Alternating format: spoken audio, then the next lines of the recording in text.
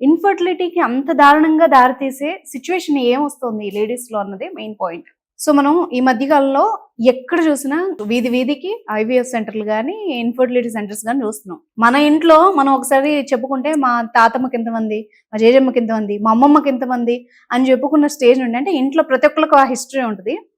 ఇప్పుడు జనరేషన్ ఎట్లా అంటే ఒక్క బిడ్డను కనడానికి ముక్కి మూలిగి ఆ ఇన్ఫర్టిలిటీ సెంటర్స్ చుట్టూ తిరిగి బాడీ అంతా డ్యామేజ్ చేసుకొని ఆ ఒక్కళ్ళు చాలరా బాబు అన్నట్టుగా తయారైంది.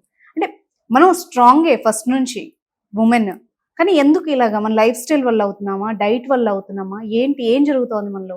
వైల్ ఐవీఎఫ్, ఐయుఐ ఇలాంటి సైంటిఫిక్ అండ్ టెక్నాలజికల్ అడ్వాన్స్మెంట్స్ ఇవన్నీ వరాలు, అసలు క్వశ్చన్ లేదు దాంట్లో.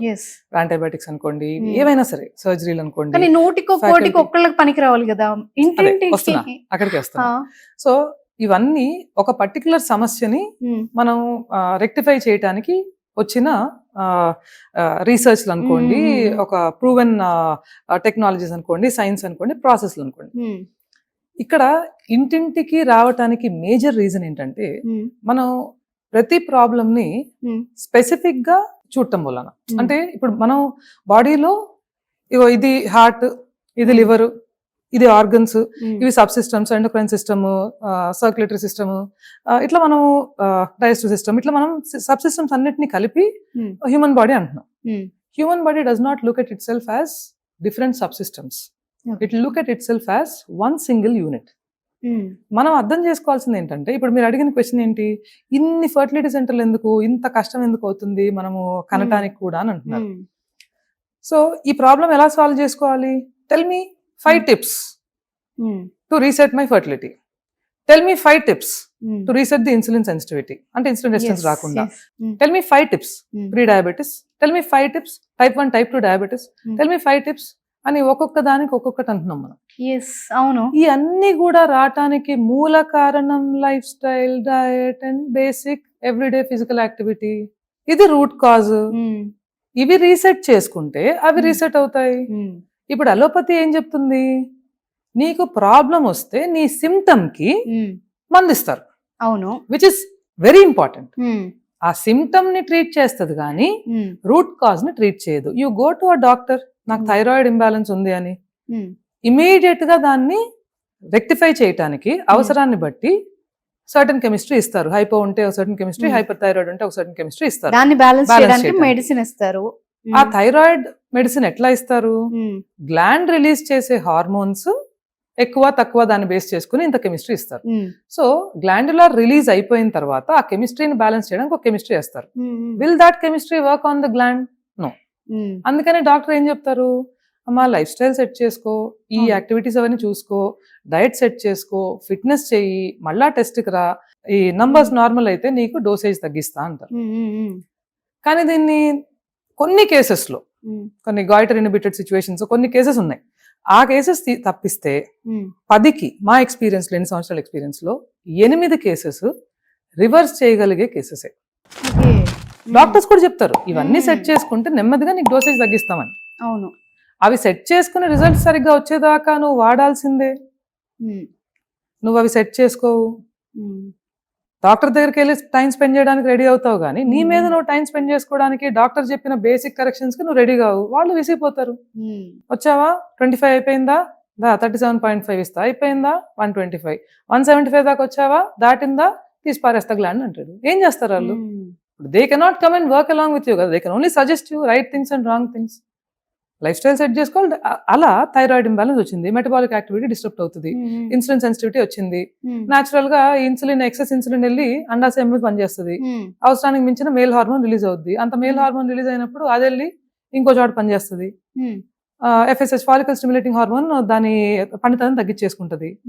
న్యాచురల్ గా ఎగ్ క్వాలిటీ బాగుండదు, ఫాలికల్ సైజ్ తగ్గిపోతుంది, ఎగ్ క్వాలిటీ బాగుండదు, ఫర్టిలిటీ కన్సర్న్స్. ఇన్సులిన్ రెసిస్టెన్స్ ని సెట్ చేసుకుంటావా, ఫర్టిలిటీ కన్సర్న్ సెట్ చేసుకుంటావా? లేదు, ఐయుఐకి వెళ్తా, ఎందుకంటే ఏజ్ అయిపోయింది. పైగా ఇంకొక విషయం దీని గురించి, ఇక్కడ IVF గురించి మాత్రమే మాట్లాడాలంటే ఇంకోటి ఏంటంటే, ఫస్ట్ లేట్ గా పెళ్లిళ్ళు చేసుకుంటున్నాం. ఓకే, ఫ్రీడమ్ కావాలి. కాంట్రవర్షియల్ అయినా ఆడవాళ్ళకి నచ్చినా నచ్చకపోయినా ఒక క్వశ్చన్ అడుగుతాను నేను, ఎందుకంటే ఫెమినిజం మీద ఇప్పుడు ఎక్కువగా ట్రెండ్ నడుస్తోంది. సో నన్ను అందరూ మళ్ళీ ట్రోల్ చేసేస్తారు. సో రియల్ ఫెమినిజం అన్నది మీనింగ్ అయితే నిజానికి చేంజ్ చేశారు, అది డిఫరెంట్ సబ్జెక్ట్. పొద్దున్న లేచిన కాడి నుంచి నువ్వు నేను సమానం అని, అబ్బాయిలతో మనం సమానంగా వర్క్ చేస్తున్నాము, అన్ని చేస్తున్నాము, పోటీ పడుతున్నాం, సంపాదిస్తున్నాం, అన్ని చేస్తున్నాం. ఎట్ ద సేమ్ టైం నా డౌట్ ఏంటంటే మనలో హార్మోన్స్, వాళ్ళలో హార్మోన్స్ ఉన్నాయి. సో ఈ డౌట్ నాకు ఎందుకు వచ్చిందంటే చాలా మందికి అవాంఛిత రోమాల సమస్య కానీ, హార్మోనల్ చేంజెస్ కానీ ఇవన్నీ చూసి క్వశ్చన్ అడగాలనిపించింది. హార్మోన్స్ కూడా అలాగే సమానంగా వర్క్ చేస్తాయో?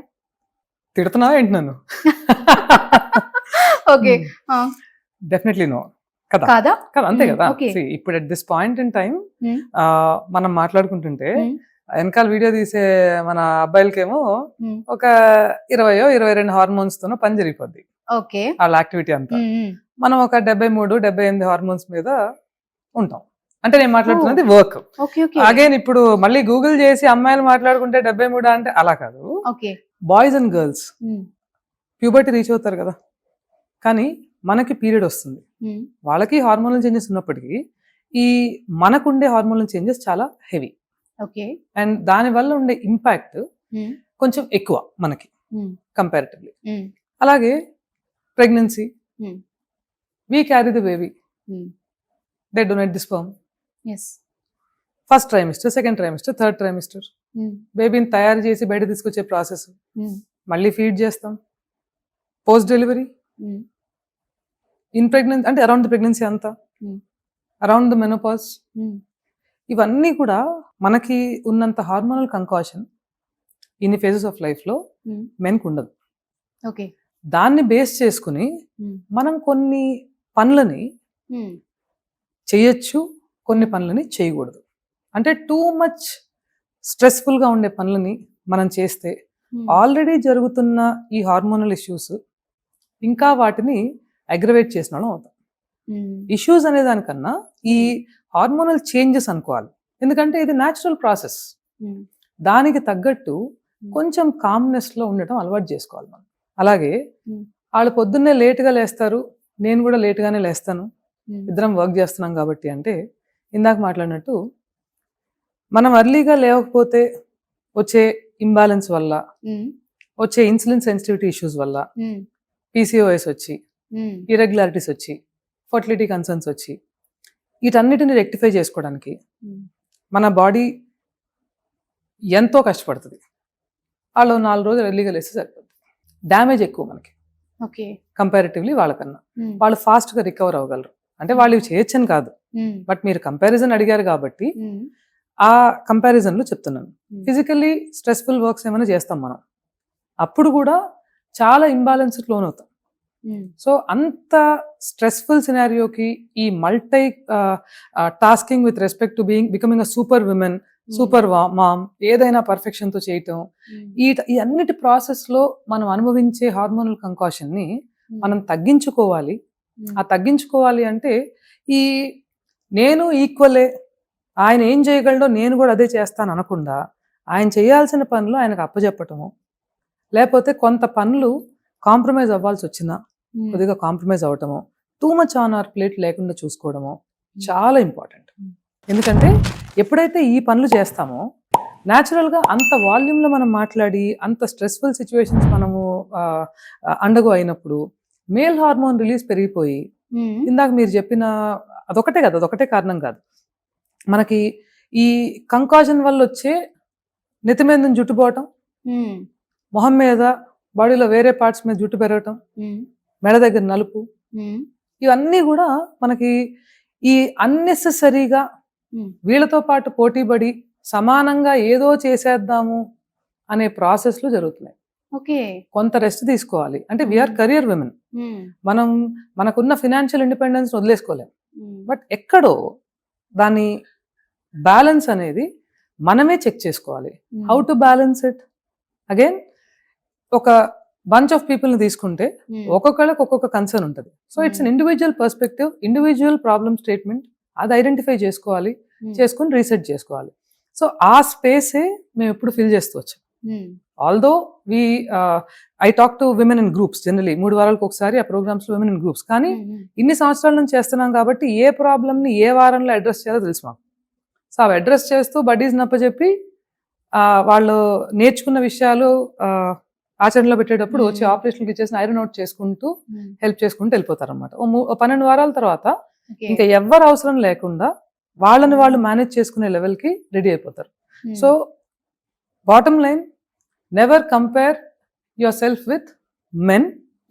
ఎందుకు అంటే you're comparing apples and oranges. వాళ్ళ బాడీ వేరే, మన బాడీ వేరే, మన హార్మోన్స్ వేరే, వాళ్ళ హార్మోన్స్ వేరే. చాలా అంటే చాలా మల్టిపుల్ ఫేజెస్ ఆఫ్ లైఫ్లో మన బాడీలో జరిగే చేంజెస్కి, వాళ్ళ బాడీలో జరిగే చేంజెస్కి నక్కకి నాగలోకానికి ఉన్నంత తేడా ఉంటుంది. మనం కంపేర్ చేసుకుని ఇలా నువ్వు నేను సమానం, నువ్వు 9:30కి లేస్తావా, నేను 10ంటికి లేస్తా అంటే మన బాడీ కుళ్ళిపోద్ది. అండ్ రికవరీ అండ్ రిపేర్ మనకి ఎక్కువ టైం పడుతుంది. ఓకే, సో మన కోసం మనం ఎర్లీగా లేవటం, సెల్ఫ్ డిసిప్లిన్ పెట్టుకోవటం, మన మీద మనం టైం స్పెండ్ చేసుకోవటం, మనని మనం ప్రయారిటైజ్ చేసుకోవడం చాలా ఇంపార్టెంట్. సో మళ్ళీ ఇలా తిరిగి మళ్ళీ వెనక్కి పాత పద్ధతుల్లో కరెక్ట్ అన్నదానికి మనం వస్తున్నాం నిజానికి, అంతే కదా? కరెక్ట్. ఓకే, కానీ పూర్ణిమ గారు, నాకు మీరు పర్సనల్గా ఎప్పటి నుంచో తెలిసిన, నాకు ఇంటర్వ్యూ చేయడానికి ఇన్ని రోజులు పట్టింది. సో ఎందుకు మీరు కెమెరా ముందుకు రాలేదు అంటే ఏమైనా రీజన్ ఉందా దానికి? ఇప్పుడు కూడా సోషల్ పోస్ట్ వాళ్ళు ఒక 4-5 కాల్ చేశారు. ఓకే, కాల్ చేసిన నేను మీరు వస్తారు, అనుష వస్తుంది అనే వరకు నేను ఇంటర్వ్యూ ఇవ్వాల. I have my reasons. ఏంటంటే ఇంటర్వ్యూ మొదట్లో చెప్పినట్టు నేను మార్కెటింగ్ చేసుకుని ఆ తర్వాత నా వర్క్ మొదలు పెట్టలేదు, పని చేసుకుంటూ ఉన్నాను. And I don't really understand the competition. నాలాంటి వాళ్ళు చాలా మంది ఉంటారు, ఈ ఇండస్ట్రీలోనే కాదు ఎక్కడైనా సరే. సో పనితో మనకి సంబంధం ఎక్కువ ఉన్నప్పుడు, పని మీద ప్రేమ ఎక్కువ ఉన్నప్పుడు ఆటోమేటిక్ గా మనకి ఆ కాంపిటీషన్ అర్థం కాదు. సో కాంపిటీషన్ ఫీల్ అయినప్పుడు మార్కెటింగ్ కి నెసెసిటీ అనిపిస్తుంది. కాంపిటీషన్ ఫీల్ కానప్పుడు అంత నెసెసిటీ అనిపించదు. ఈవెన్ ఇప్పుడు చేసే మాక్సిమం ఆఫ్ ది ఇంటర్వ్యూస్ కూడా నేను ఎందుకు చేయాల్సి వస్తుందంటే, కొంతమంది ఎస్పెషల్లీ ఈ ఇండస్ట్రీలో మన తెలుగు స్టేట్స్లో ఘోరంగా జనాల్ని, వాళ్ళ ఆరోగ్యాన్ని, వాళ్ళ మానసికమైన పరిస్థితుల్ని, ఎస్పెషల్లీ విమెన్ని హింసకి గురి చేయడం చూసి మాట్లాడాలి ఈ విషయం గురించి. If I was from some other industry, conflicting interest లేకపోతే నేను పేరు కూడా ఎత్తి మాట్లాడుతున్నాను. నన్ను మళ్ళీ షీల్డ్ లా వాడుకోకూడదు ఆ సదరు సెట్ ఆఫ్ పీపుల్. కాంపిటీషన్ కాబట్టి, కాంపిటీటర్ కాబట్టి మాట్లాడుతుంది అని నేను మాట్లాడే మాటలో కానీ, నేను చెప్పే విషయంలో కానీ వేడి తగ్గకూడదు అనే ఇంటెన్షన్తో నేను నా పనిని పెంచుకుంటూ పోతున్నాను. అంటే రీచ్ ని పెంచుకుంటూ పోతున్నాను. మేమున్నాము, మీకు సహాయపడగలము అనేది చెప్పాల్సిన నెసెసిటీ వచ్చింది కాబట్టి గత 1.5 year నుంచి హెవీగా చేసుకుంటూ వెళ్తున్నాం. ఇన్ఫాక్ట్ మన సీనియర్ జర్నలిస్ట్ ప్రేమ, ఆవిడైతే ఒక 10-12 years గా తెలుసు నాకు. ఎన్ని ఇయర్స్, ఎన్ని ఈవెంట్స్ కి తను TV9 లో ఉన్నప్పటి నుంచి నువ్వు దీనికి రా బాగుంటది, నువ్వు దీనికి రా బాగుంటది. ఇప్పుడు అలా కాదు, చెక్ చేసుకుని కొంచెం రీజనబుల్గా ఉన్నారు, ప్రజెంట్ చేయగలం అంటే మరీ ఇంకా హుందాతనం తగ్గకుండా ప్రజెంట్ చేయాలి. పిచ్చి పిచ్చి క్వశ్చన్స్ అడిగి సెన్సేషనల్ గా నేనేం చేయాలనుకోవట్లా, సెన్సిబుల్ గా చేయాలనుకుంటున్నా. సో అందువల్ల I just came on board to talk, not just to ask people to please come join my programmes or things like that, but ఇంత సింపుల్ గా కూడా చేసుకోవచ్చు. రైట్ పీపుల్ ని చూస్ చేసుకోండి. This is not just for women, men కూడా suffer అవుతున్నారు. Right people ని choose చేసుకోండి. ఇప్పుడు ఎక్స్పీరియన్స్ ఉందంటారు, సరిగ్గా గూగుల్ చేస్తే అర్థం అవుతుంది. 15 సంవత్సరాల ఎక్స్పీరియన్స్ ఉందంటున్నారు. 15 సంవత్సరాల ఎక్స్పీరియన్స్ ఉందో లేదో ఇప్పుడు నా ఎక్స్పీరియన్స్ నేను చెప్పగలను. గూగుల్ ఇక్కడే కూర్చుంటా నేను, పూర్ణిమ మండవా అని మీరు గూగుల్ చేయండి, వావ్ ఫిట్నెస్ అని గూగుల్ చేయండి, మీకు 15 సంవత్సరాల నుంచి ఇంటర్నెట్ లో అన్ని కనపడతాయి.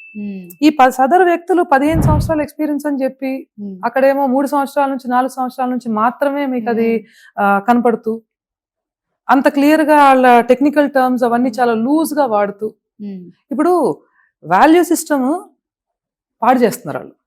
సో అందరినీ నేను బాగుపరిచేసే ఇప్పుడు మహా వ్యక్తిని అని చెప్పను, కానీ నేను డెఫినెట్ గా కొంతమందినైనా బయటికి తీసుకురాగలిగే శక్తినే. అది మీ ద్వారా, ఇంకా రాబోయే బోల్డ్ ఇంటర్వ్యూస్ ద్వారా నేను ఖచ్చితంగా చేసి తీరుతాను. నేను స్పోర్ట్స్ భాషలో చెప్తాను ఇది.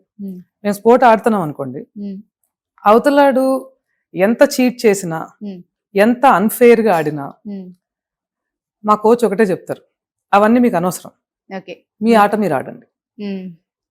వాళ్ళు ఇప్పుడు బాస్కెట్బాల్ తీసుకున్నాం అనుకోండి, 7 player గేమ్ అంటాం. అందరు రెఫరీస్ అలా ఉండరు, కానీ 5 అవతల వైపు ఆడతారు, 2 రెఫరీస్ ఉంటారు. సో కోచ్ ఏం చెప్తాడంటే, అరే రెఫరీస్ ని కూడా కొనేసారా, it's a 7 player game there, you are playing 5-on-7 అంటాడు.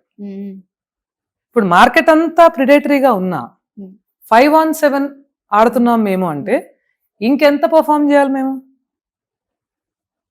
సో ఫెయిర్ గా ఆడుతూనే పర్ఫార్మెన్స్ పెంచాలి.